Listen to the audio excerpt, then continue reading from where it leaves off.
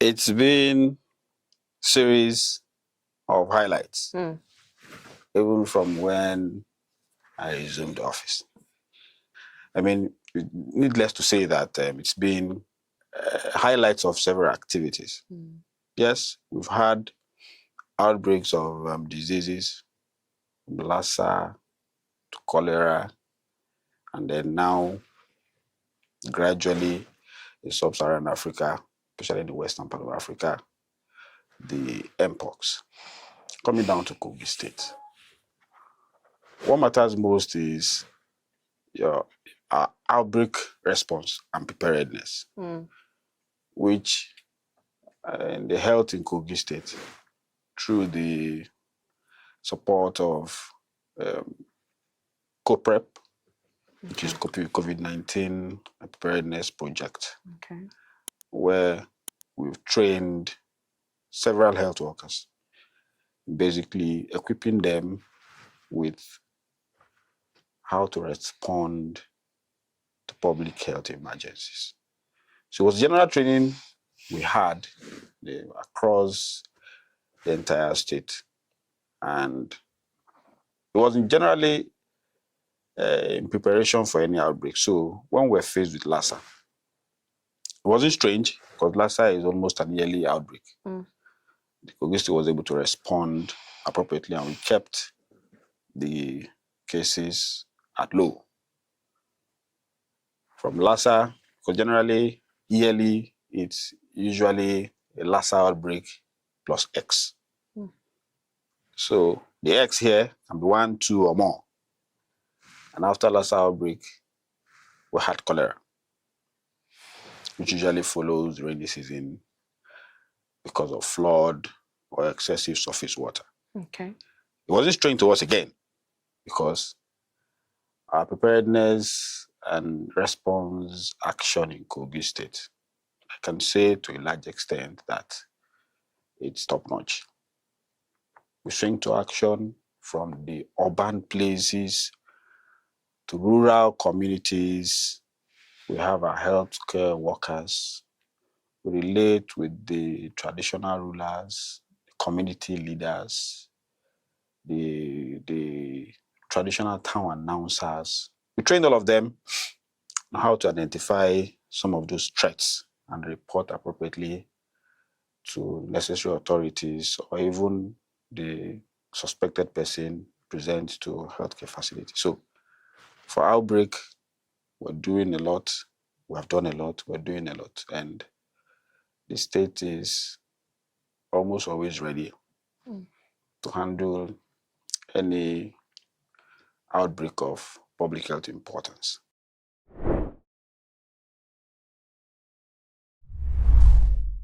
Immediately we resumed office. We've had a health insurance agency. The ultimate aim is to have all public servants enrolled so as to reduce the out-of-pocket payments of healthcare service received in our hospitals.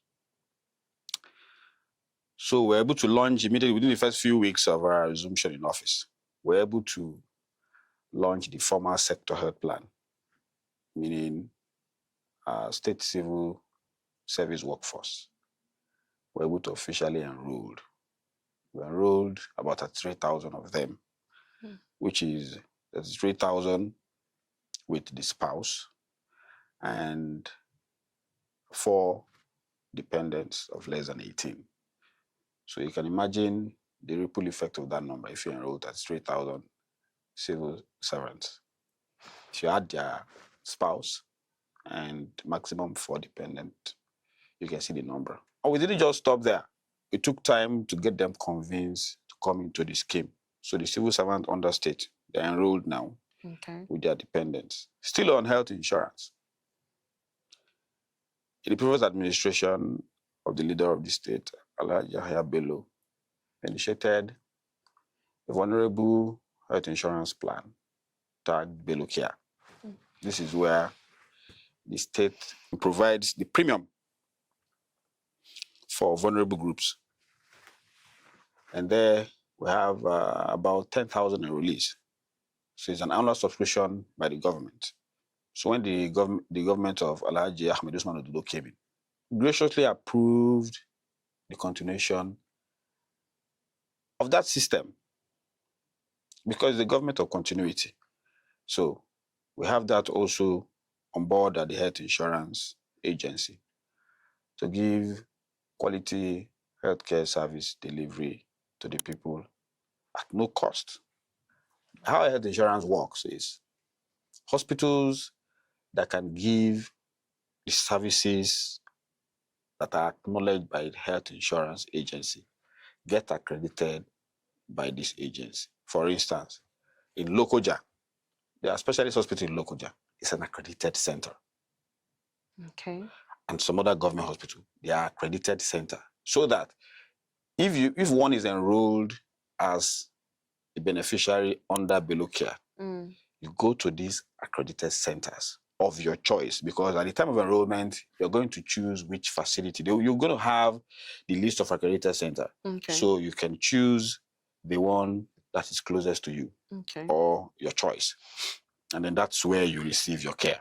So that's how that works. okay, The same way for the civil servants. So in every local government, there are hospitals that are accredited to cater for these people. okay, So I haven't talked about the civil servants. This is at state level. There's current conversation is ongoing to say that even the local government civil servants also key into this health insurance so they can benefit. And as I speak to you, in no distant time, we will have our senior citizens okay, from local government to the state get keyed into this program, and then they can benefiting from quality healthcare service delivery under insurance cover. Very soon, that will be on board. You can imagine having parents who are retired, and it's only a minute fraction of their salary or their pension, okay, is being deducted as a pool of resources for insurance to take care of whatever health challenge they will have. So that's generally about health insurance and how far we have gone.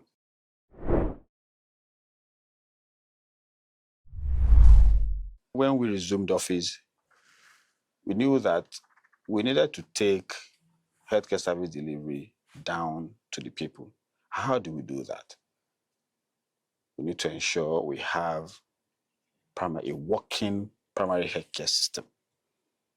Every ward across the state or the country generally has more than one primary healthcare. Every ward, or you can say every ward, has minimum of one primary healthcare center. You can call it health center, health post. They are there. So the state government is looking at how to revitalize good number of these PHCs so that they can give that basic and quality healthcare at that level. And that's why the state government quickly swung into action in charging us to come up with minimum of 70 primary healthcare centers scattered across the entire state to see that the state revitalize them from whatever level they are, to revitalize them and bring them up to what we call level 2 primary healthcare, so they can give quality care at that level. So much so that if you have a functional primary healthcare system, complaints related to malaria, diarrhea, stool, minor illnesses should not bother our secondary healthcare system, which is the general hospitals. No. There are some illnesses that can be dealt with at primary healthcare system. okay, And these are the healthcare system that is closer to the people than general hospital. So the aim is to say that we revitalize our PHCs. That is also the current attention of the federal government and even the world at large. The federal government has committed a lot of resources to our PHCs to say that they are functioning optimally. Basic minimum of at least one per political ward in the entire country. So the state government is also keying into that to see how the state government can commit how resources in support of what the federal government is doing, and other donor partners who are favorably supporting PHC. So the state government is also contributing her quota to the primary healthcare system. For hospitals to function effectively, you also want them to have regular quality supply of consumables and drugs. So this takes me to our agency, Drug Management Agency. Plans are ongoing to fully restructure, renovate, and revitalize the Drug Management Agency so that it can function optimally.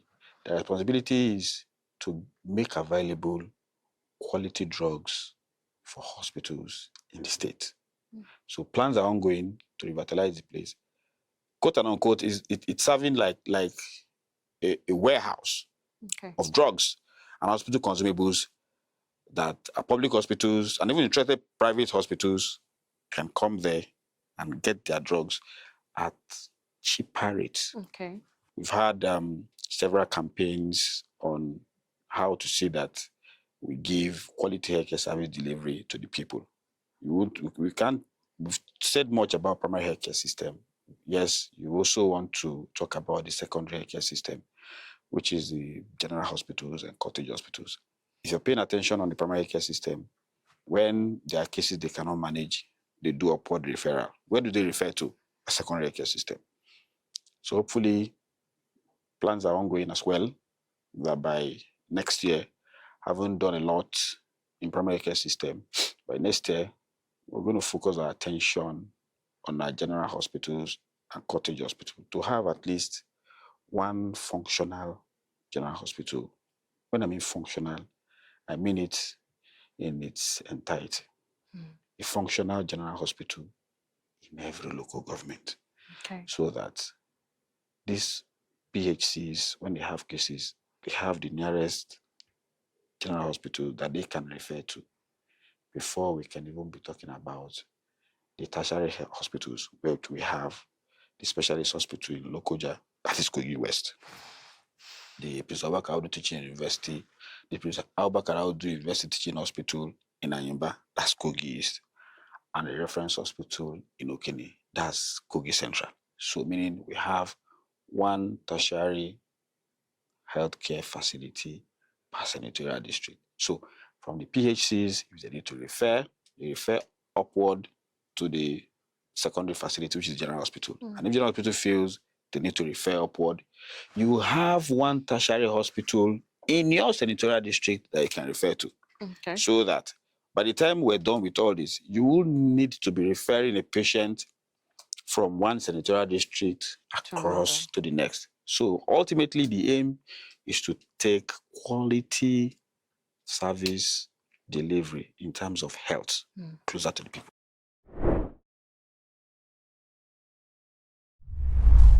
Knowing that you are ill is about educating our people. And we have an activity under our primary healthcare development agency that is about, it's a demand generation activity. This activity involves carrying awareness programs and activity to the rural communities through these town announcers that you call before town criers. They're actually town announcers now. Radio, even in religious homes, educating the people on the need to go to the nearest health facility around them whenever they fall ill. So that demand generation activity is there. So that means you are encouraging people to come out when they are ill. And then taking service delivery to these people in rural communities. It's also one of the reasons I talked about the general focus now on primary healthcare centers. When we were very young, just kids, I remember then when we were ill, they usually would take us to this small hospital around. They give us injections, they give us drugs. It was now that I'm actually recalling that these facilities are actually PHCs. But rarely do we go there now. Once we're ill, we're thinking of, in fact, general hospital, no, the bigger hospitals. So we're trying to educate the people that these primary health care centers or health centers are still functional. So the government is ensuring that these health care centers are their minimum level of standard to Okay. give this basic healthcare to the people. So renovating, revitalizing, yes. Encouraging the people that we have brought this closer to you. So when you're ill, visit that place. And again, recently the governor talked about a flagship project that he will soon unveil. That is the health train. It's generally taking, again, quality healthcare service closer to the people. It might look like a form of an outreach, but it's like a mobile outreach that keep moving from one place to another. Imagine having one in a remote place who has fibroid that needs to be removed surgically. The person probably will need to travel from crossing her village, crossing her community, crossing probably her local government if there is no facility there to do the surgery, to probably the headquarters of the senatorial district or state capital to do fibroid surgery. So if you have this health train that is moving from one place to another, illnesses like this can be handled or will be handled at that place.